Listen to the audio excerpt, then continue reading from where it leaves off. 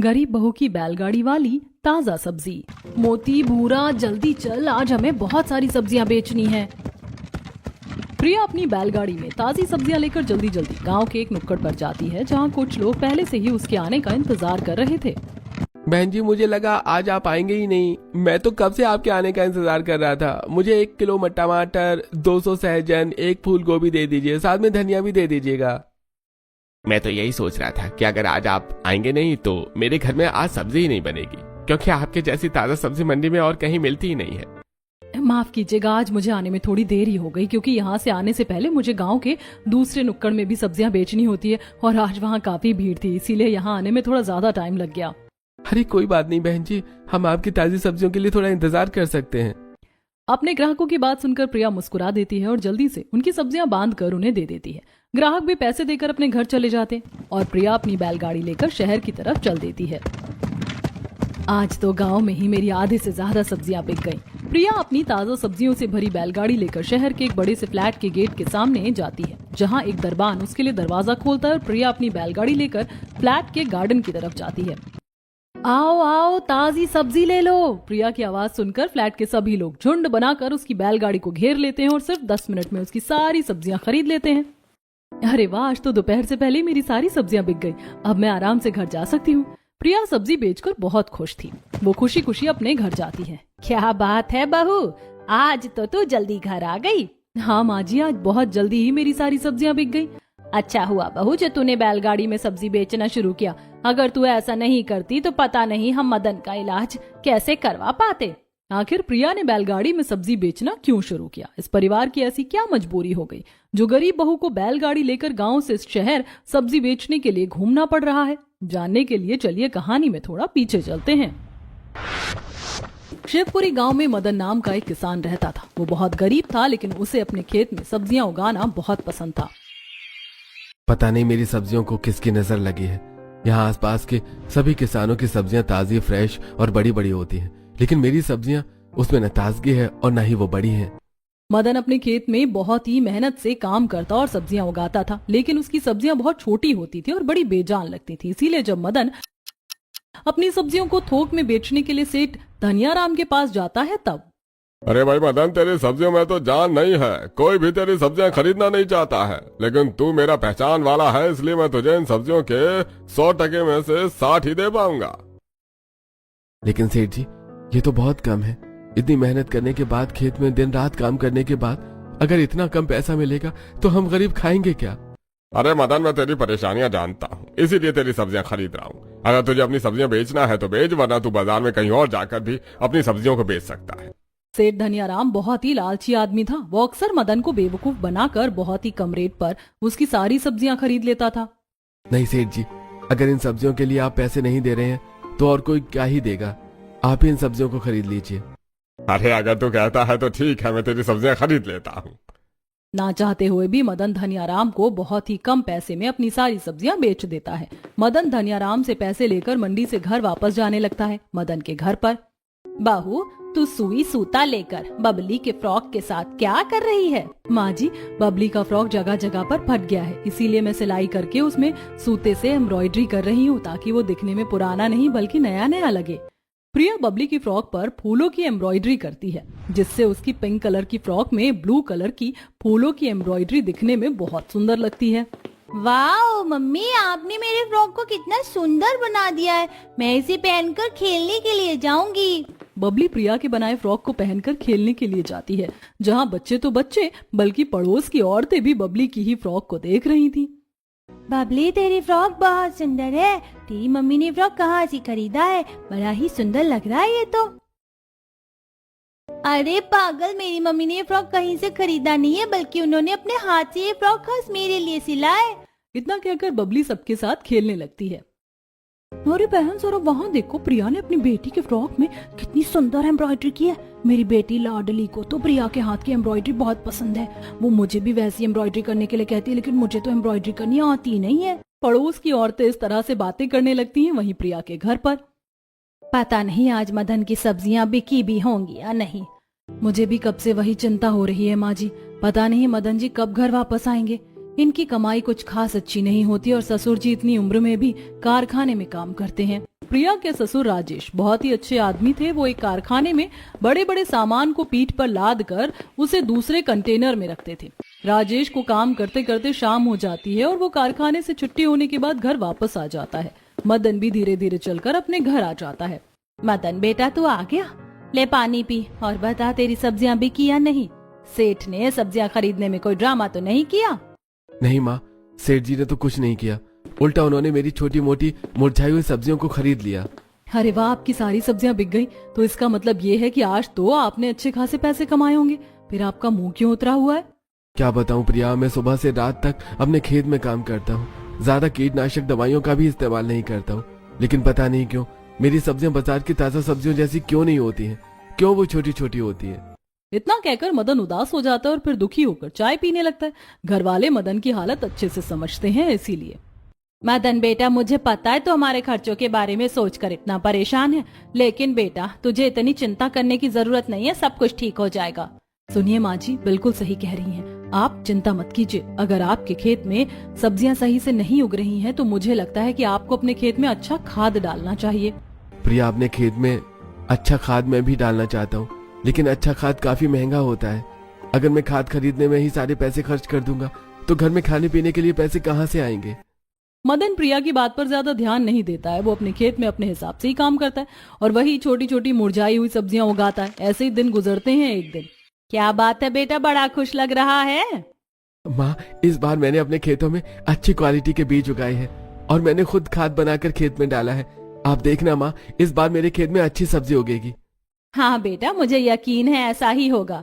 कमला और मदन थोड़ी बहुत बातें करते हैं, फिर पूरा परिवार साथ मिलकर खाना खाता और सोने के लिए चला जाता है। मदन अपने घर पर चैन की नींद सो रहा था। वहीं उसके खेत में एक आदमी चुपके से घुस गया था।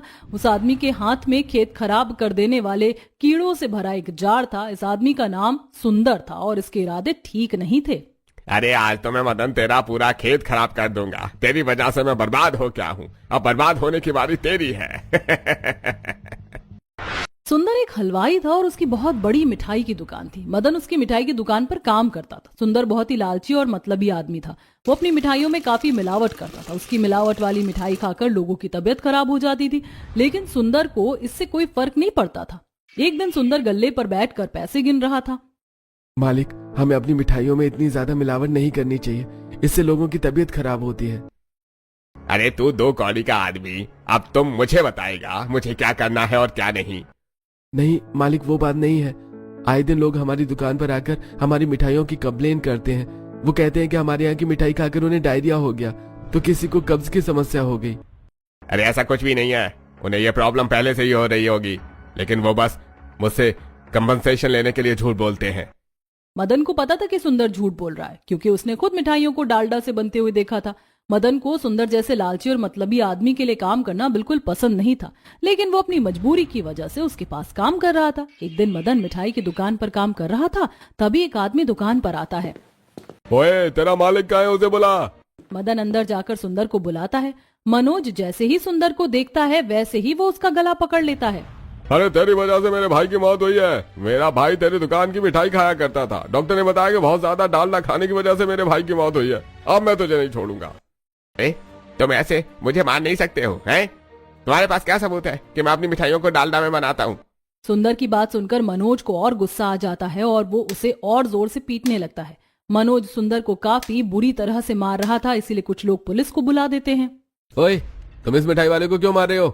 अरे सर, इस आदमी की मिठाई खाकर मेरा भाई मर गया, उसे फूड पॉइजनिंग हो गई थी। ये तुम कैसे कह सकते हो कि सुंदर की मिठाइयाँ खाकर ही तुम्हारे भाई की मौत हुई है? तुम्हारे पास क्या सबूत है? सुंदर बहुत शातिर आदमी था। उसने पहले से ही पुलिस वाले को पैसे खिलाकर रखे थे, इसीलिए पुलिस वाला सुंदर की साइड से बात करता है। पुलिस वाले की बात सुनकर मनोज को गुस्सा आ जाता है। अरे तुम भी सुंदर से मिले हुए हो, मैं तुम्हें नहीं छोड़ूंगा। अरे तुम्हारी इतनी हिम्मत, तुम ऑन ड्यूटी पुलिस वाले को धमकी दे रहे हो? मैं तुम्हें गिरफ्तार करता हूँ। पुलिस वाला मनोज को अपने साथ लेकर जा ही रहा था कि तभी मदन पीछे से आवाज देता है। ये आदमी बिल्कुल सही कह रहा है। सुंदर अपनी मिठाइयों में मिलावट करते हैं और वो डालडा से मिठाई बनाते हैं। अबे ओ मदन, तू क्या भाग रहा है? अरे ऐसा मत कर। नहीं, अब बहुत हो गया। आपकी वजह से एक आदमी की जान गई है। अब मैं आपके खिलाफ गवाही दूंगा और आपको जेल जाने से कोई नहीं रोक सकता। मदन जोर जोर से चिल्लाकर ये सारी बातें कर रहा था, जिससे आसपास के लोग भी मदन की हाँ में हाँ मिलाते हैं। तो पुलिस वाला सुंदर को गिरफ्तार कर लेता है और उसे 5 साल की जेल होती है और उसकी मिठाई की दुकान बंद हो जाती है। तूने मुझे फंसाया है। अब देख ये कीड़े कैसे तेरी फसल खराब करते हैं, और सिर्फ फसल ही नहीं है, कीड़े मिट्टी में जाकर तेरे पूरे खेत को बर्बाद कर देंगे। सुंदर मदन के खेत के बीचों बीच पहुंच जाता है। वो धीरे से कीड़े वाले जार को खोलता है और चारों तरफ कीड़ों को फैला देता है। कुछ ही देर में कीड़े मदन के पूरे खेत में फैल जाते हैं और वो खेत खराब करने लगते हैं। अगले दिन जब मदन अपने खेत में आता है, हे भगवान, ये किसने किया? मेरे खेत में कीड़े किसने छोड़े? मैं बर्बाद हो गया। मदन की सारी सब्जियां बर्बाद हो चुकी थी और मिट्टी भी खराब हो चुकी थी। मदन पूरी तरह से बर्बाद हो चुका था। उसकी सारी मेहनत, अच्छी क्वालिटी के बीज, सब कुछ खराब हो चुके थे। अपने खेत की ऐसी हालत देखकर मदन अपना सर पीट कर रोने लगता है। हे राम, अब मैं क्या करूंगा? मेरी कमाई से तो घर चलता था। अगर ये खेत नहीं रहा तो मैं क्या करूंगा? बबली की स्कूल की फीस कहाँ से आएगी? मुझे अपने गरीब माँ बाप का भी ध्यान रखना है। ये सब कैसे होगा? मदन को अपने खेत से बहुत ज्यादा प्यार था। अपने खेत की ऐसी हालत देखकर उसका दिमाग काम नहीं कर रहा था। उसके दिमाग में एक साथ कई बातें चल रही थी। मदन ये सब सोचते सोचते बेहोश हो जाता है। दूसरे खेत में काम कर रहे लोग उसके पास आते हैं और मदन को हॉस्पिटल लेकर जाते हैं। अरे प्रिया बेटा, मदन अपने खेत में बेहोश हो गया था। हम लोग उसे हॉस्पिटल लेकर गए थे। वहाँ उसका इलाज हो रहा है। ये नहीं हो सकता। आज सुबह ही तो वो इतनी खुशी खुशी खेत में काम करने के लिए निकले थे, फिर ये सब कैसे हो गया? प्रिया, तुम लोगों का पूरा खेत खराब हो चुका है। किसी ने तुम्हारे खेत में कीड़े छोड़ दिए और कीड़ों ने सारी सब्जियों को खराब करने के साथ खेत को भी बर्बाद कर दिया। गांव वाले की बात सुनकर कमला रोने लगती है, लेकिन प्रिया खुद को संभालती है। वो कमला को लेकर गांव वाले के साथ हॉस्पिटल जाती है। हॉस्पिटल में प्रिया और कमला दोनों ही मदन को देखकर रोने लगते हैं। आपकी बातें सुनकर तो मुझे ऐसा ही लग रहा है कि हो ना हो मेरे पति का खेत खराब करने के पीछे उसी का हाथ है। मैं तो सुंदर हलवाई को छोड़ूंगी नहीं, बस एक बार मेरे पति ठीक हो जाए। मैंने सुना है वो सुंदर हलवाई जिसे तुम्हारे पति ने जेल भेजा था ना, वो जेल से बाहर आ गया है। मुझे तो लगता है वो सारा करा धरा उसी का है। प्रिया बहुत गुस्से में थी। वहीं डॉक्टर काफी देर से मदन का टेस्ट कर रहे थे। डॉक्टर को टेस्ट करके पता चलता है कि मदन को ब्रेन स्ट्रोक आया था। जब वो खेत में बेहोश होकर गिरा तो एक नुकीला पत्थर सीधा उसके दिमाग में घुस गया। डॉक्टर मदन को चेक करके बाहर आते हैं। क्या हुआ डॉक्टर? मेरे पति ठीक तो हो जाएंगे ना? देखिए, अभी आपके पति की हालत बहुत सीरियस है। उन्हें ब्रेन स्ट्रोक आया था और जब वो गिरे तो उनके दिमाग में एक नुकीला पत्थर घुस गया। हम लोग डायरेक्टली ऑपरेशन नहीं कर सकते। दिमाग का ऑपरेशन सिर्फ एक्सपर्ट ब्रेन सर्जन ही करता है। प्लीज डॉक्टर, मेरे पति को बचा लीजिए। देखिए बहन जी, मैं अपनी तरफ से जो कुछ भी कर सकता था वो मैंने कर दिया। आपके पति के ऑपरेशन के लिए बहुत सारे पैसों की जरूरत पड़ेगी, कम से कम 10 लाख रुपए। ये तो आप पकड़ कर चलिए जी। क्या 10 लाख रुपए? इतने सारे पैसे कहाँ से आएंगे? हम लोग तो बहुत ज्यादा गरीब हैं। बड़ी मुश्किल से 2 वक्त का खाना खाते हैं। माँ जी, आप भरोसा रखिए भगवान पर। मैं अपने पति का इलाज जरूर करवाऊंगी। मैं उन्हें इस तरह से मरने नहीं दूंगी और जिस आदमी ने उनके साथ इतना बुरा किया मैं उसे भी सजा दिलवा कर ही रहूंगी। प्रिया बहुत ही ज्यादा गुस्से में थी। वो अपनी सास के साथ सरपंच के पास जाती है। सरपंच जी, इस सुंदर हलवाई ने मेरे पति के खेत में कीड़े छोड़ दिए, जिसकी वजह से उन्हें ब्रेन स्ट्रोक आया और अब वो अस्पताल में है। सरपंच जी, मुझे न्याय चाहिए। प्रिया बड़ी उम्मीद लेकर सरपंच के पास आती है, ये सोचकर कि सरपंच उसकी मदद करेगा, लेकिन सरपंच ने पहले ही सुंदर से अच्छी खासी मोटी रकम ले ली थी, इसीलिए सरपंच। अरे प्रिया, तुम कैसे कह सकती हो कि सुंदर ने ही तुम्हारे खेत में कीड़े छोड़े हैं? क्या तुमने सुंदर को ऐसा करते देखा है? जी नहीं, मैंने नहीं देखा, लेकिन पूरे गांव में सिर्फ इसी आदमी की दुश्मनी मेरे पति के साथ है। तुमने सिर्फ अपने शक की वजह से सुंदर पर इल्जाम लगाया और सरपंच का समय बर्बाद किया। चले जाओ यहाँ से, वरना तुम्हें भी सजा मिलेगी। सरपंच पहले ही बिक चुका था, इसीलिए वो प्रिया को न्याय नहीं देता है। प्रिया और उसकी सास कमला उदास होकर अपने घर चली जाती है। घर में दोनों ही बहुत उदास बैठी थी, तभी ससुर कारखाने से आता है। कमला रोते रोते सारी बात राजेश को बताती है। हे भगवान, हमारी कैसे परीक्षा ले रहा है। मेरे जवान बेटे की क्या हालत हो गई है। पता नहीं अब हमारा घर कैसे चलेगा। आप जो थोड़े बहुत पैसे कमाते थे वो तुम्हारी दवाइयों पर ही खर्च हो जाते हैं। अब हम लोग क्या करेंगे? तुम लोग परेशान मत हो, अब मैं और मेहनत करूंगा और ओवर टाइम भी करूंगा। मैं दिन रात काम करके अपने बेटे के इलाज के लिए पैसे जमा कर लूंगा। अगले दिन से राजेश अपने कारखाने में दिन रात काम करना शुरू कर देता है। वो सबसे पहले कारखाने जाता और सबके कारखाने से चले जाने के बाद भी कारखाने में काम करता है। राजेश के घर पर जब से अस्पताल में है ये, तब से ससुर जी कारखाने में बहुत मेहनत कर रहे हैं, लेकिन उतना पैसा काफी नहीं है। देखिए ना माँ जी, घर में राशन भी खत्म हो चुका है, सारे डब्बे खाली हैं। मेरे बेटे के होते हुए हमें ऐसा दिन कभी नहीं देखना पड़ा, लेकिन अब हमारी हालत इतनी खराब है कि घर में राशन खत्म हो चुका है। प्रिया बेटा, आज रात खाने में बनाने के लिए कुछ राशन है भी या नहीं? माँ जी, सिर्फ एक मुट्ठी दाल और एक मुट्ठी चावल ही बची है। मैं एक काम करती हूँ, इसकी खिचड़ी बना दूंगी। प्रिया खिचड़ी बनाती है और रात में जब राजेश घर आ जाता है तो सभी साथ मिलकर खिचड़ी खाते हैं। सुनिए जी, आपकी भी उम्र हो गई है। इस उम्र में अगर आप इतना काम करेंगे तो आपकी भी तबीयत बिगड़ सकती है। घर में राशन भी खत्म हो गया और सारी मुसीबतें एक साथ आ गई हैं। मैं सोच रही थी कि अब मैं भी काम करूं, मैं लोगों के घर पर झाड़ू पोछा कर दूंगी। मैं तो तुम्हें किसी और के घर पर काम करते हुए नहीं देख सकता, लेकिन हमारे घर के जैसे हालात मैं तुम्हें चाहकर भी मना नहीं कर सकता। राजेश बहुत दुखी था, लेकिन मदन के इलाज के लिए 10 लाख रुपए की जरूरत थी, इसीलिए वो कमला को दूसरे के घर काम करने से मना नहीं करता है। अगले दिन कमला सुबह सुबह ही काम ढूंढने के लिए निकल जाती है। वो कई घरों में जाकर काम मांगती है, लेकिन उसे कहीं काम नहीं मिलता है। पर जब वो आखिरी घर में जाती है, जी आप कौन है और आपको क्या काम है? मुझे काम की बहुत ज्यादा जरूरत है, मेरा बेटा बीमार है और उसके इलाज के लिए बहुत पैसे लगेंगे। अगर आप मुझे अपने घर पर झाड़ू पोछा का काम दे देंगी तो आपकी बड़ी मेहरबानी होगी। आप इतनी बड़ी हैं, आपसे घर के काम करवाना अच्छा तो नहीं लगता, लेकिन आपकी मजबूरी है, इसीलिए मैं आपको काम पर रख रही हूँ। आप कल से काम पर आ सकती हैं। घर की मालकिन काफी अच्छी थी, उसे कमला पर दया आ जाती है और वो उसे काम पर रख लेती है। कमला खुशी खुशी अपने घर जाती है, प्रिया को अपने काम मिलने के बारे में बताती है। अगले दिन से कमला उस औरत के घर पर काम करना शुरू कर देती है। घर पर प्रिया, मेरे सास ससुर इतनी उम्र हो जाने के बाद भी अपने बेटे को बचाने के लिए इतना काम कर रहे हैं और यहाँ मैं घर पर हाथ धरकर बैठी हूँ। मुझे भी कुछ न कुछ करना पड़ेगा। प्रिया खाना बनाते बनाते काफी सोचती है तो एक आइडिया आता है। अगर मैं माँ जी की तरह कोई काम करूंगी तो मुझे थोड़े बहुत पैसे ही मिलेंगे और उन पैसों से मदन जी का इलाज भी नहीं हो पाएगा। लेकिन अगर मैंने मदन जी के खेत को ठीक करके सब्जियों की खेती की तो मैं सब्जियों को बेच करके ज्यादा पैसे कमा सकती हूँ। दोपहर में जब कमला अपना काम करके आती है तब प्रिया समझाते हुए कहती है, माँ जी, आप और पिताजी तो काम कर ही रहे हैं, मैं सोच रही हूँ मैं भी कुछ करूँ। मैंने सोचा है कि मैं अब उनके खेत को ठीक करूंगी और उसमें फिर से सब्जियां उगाऊंगी। उस खेत की वजह से ही सब कुछ हुआ है। ऐसा मत कहिए माँ जी, सारी गलती तो सुंदर हलवाई की थी, उसने हमारा खेत खराब किया। अब मैं हमारे खेत को ठीक करूंगी और फिर से सब्जियां उगाऊंगी। लेकिन बेटा, हमारा खेत तो पूरा बंजर हो चुका है, कीड़ों ने सारा खेत बर्बाद कर दिया, तो तू खेत को ठीक कैसे करेगी?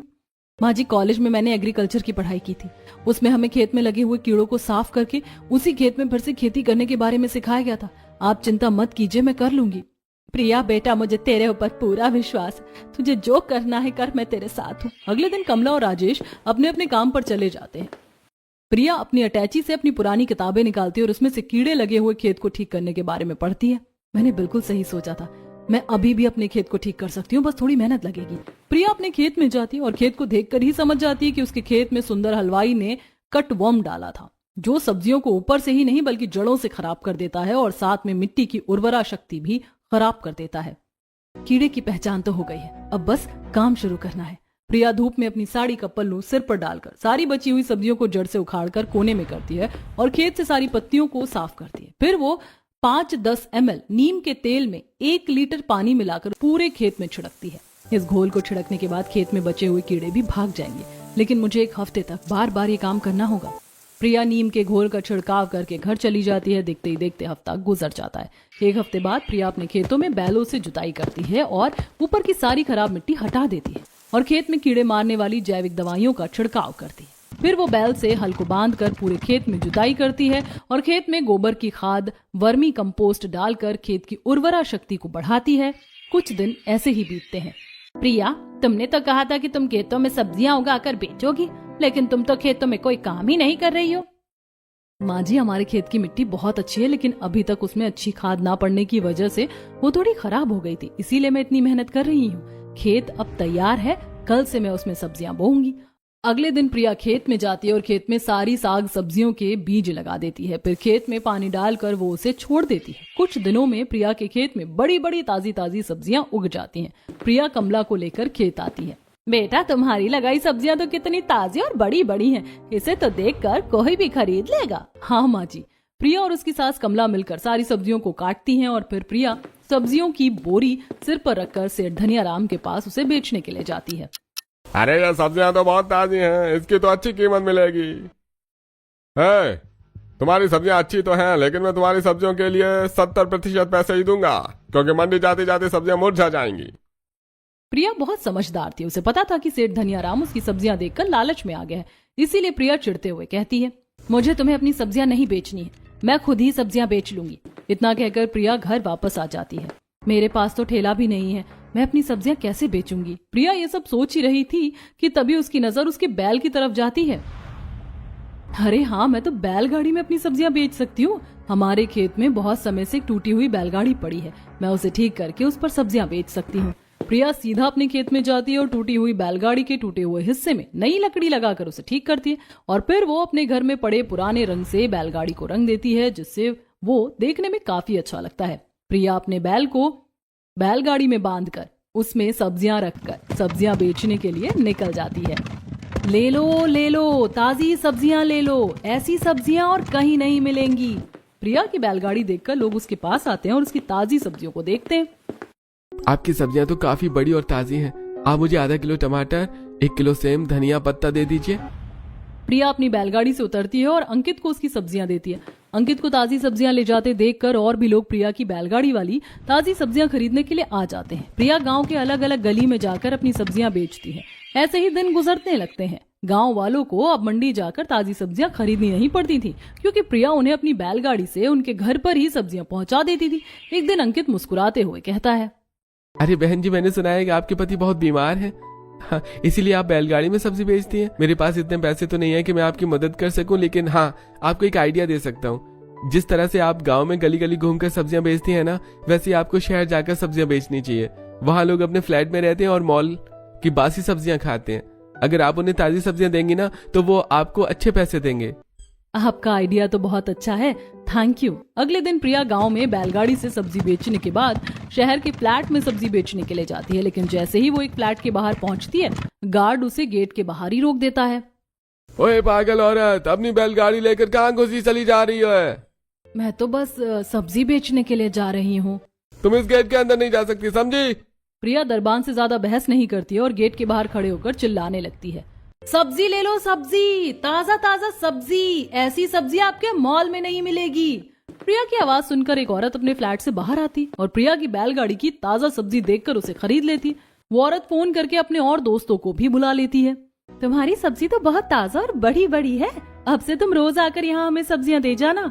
जी ठीक है। अब प्रिया पहले गांव में घूम घूम कर अपनी बैलगाड़ी से सबको सब्जियां बेचती है और फिर वो शहर आकर फ्लैट घूम कर सभी को सब्जियां देती थी। इस तरह से अब प्रिया की काफी अच्छी कमाई होने लगी थी। हम सभी ने इतनी मेहनत करके 3-4 लाख रुपए तो जुगाड़ कर ही लिए हैं, बस थोड़े और पैसे और जुगाड़ हो जाएं तो मदन जी का इलाज हो जाएगा। प्रिया सुबह से शाम तक अपनी बैलगाड़ी में सब्जी बेचती है। एक दिन वो शहर में सब्जियां बेच रही थी तो वो एक औरत को बात करते सुनती है, जो बता रही थी कि आयुष्मान कार्ड से उसके पापा का इलाज बहुत ही कम पैसों में हो गया है। आयुष्मान कार्ड तो हमारे पास भी है, अगर इससे कम पैसे में इलाज होता है तो मैं भी डॉक्टर के पास जाकर बात करती हूँ। प्रिया उस दिन बैलगाड़ी लेकर घर ना जाकर सीधे अस्पताल जाती है और अस्पताल में जाकर डॉक्टर से बात करती है। देखिए, आपने मुझे पहले क्यों नहीं बताया कि आपके पास आयुष्मान कार्ड है? आयुष्मान कार्ड से तो आपके पति का इलाज आधे पैसे में हो जाएगा। डॉक्टर, मेरे पास आयुष्मान कार्ड है और मेरे पास 3 लाख रुपए हैं, प्लीज आप मेरे पति का इलाज कर दीजिए। आपके पति का इलाज 2 लाख रुपए में हो जाएगा, चिंता मत कीजिए। प्रिया घर जाकर अपने परिवार वालों को ये बात बताती है और सभी बहुत खुश हो जाते हैं। प्रिया पैसे जमा करती है और फिर मदन का इलाज हो जाता है। उसके दिमाग से नुकीले पत्थर को ऑपरेशन करके निकाल दिया जाता है और फिर वो पूरी तरह से ठीक हो जाता है। हॉस्पिटल में, आप ठीक हो गए, मुझे कब से इस दिन का इंतजार था। हाँ प्रिया, मैं ठीक हो गया हूँ और ये सब तुम्हारी वजह से हुआ है। कुछ दिनों में मदन को अस्पताल से डिस्चार्ज मिल जाता है। अब मदन और प्रिया मिलकर खेती करते हैं। प्रिया मदन के लिए भी एक बैलगाड़ी ले लेती है। प्रिया के साथ अब मदन भी बैलगाड़ी में सब्जियां बेचना शुरू कर देता है।